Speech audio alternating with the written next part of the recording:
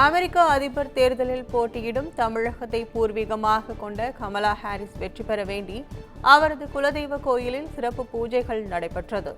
திருவாரூர் மாவட்டம் மன்னார்குடி அருகே உள்ள துளசேந்திரபுரம் கிராமத்தை பூர்வீகமாக கொண்ட கமலா ஹாரிஸ் 2019ஆம் ஆண்டு நடைபெற்ற அதிபர் தேர்தலில் ஜனநாயக கட்சி சார்பில் துணை அதிபராக போட்டியிட்டு வெற்றி பெற்றார்.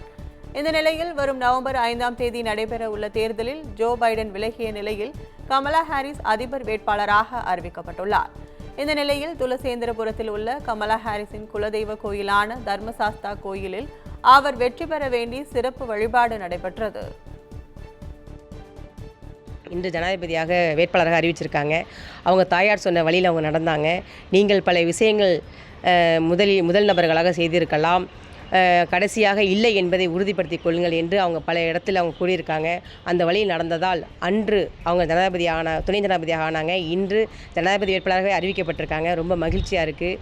அவங்க இன்றைக்கி துணை ஜனாதிபதி ஆகிறது எவ்வளோ மகிழ்ச்சியாக இருக்கும், எவ்வளோ ஆனந்தமாக இருக்கும், எவ்வளோ இன்பமாக இருக்குங்கிறது உங்களுக்கு சொல்லி தெரிய வேண்டியதில்லை. அவ்வளோ மகிழ்ச்சியாக இருக்குது, சந்தோஷமாக இருக்கும். அவங்க ஜனாதிபதி ஆகிறதுக்கு எங்களுடைய எல்லையில்லாத மகிழ்ச்சி, எங்களுடைய வாழ்த்துக்களை தெரிவித்துக்கிறோம்.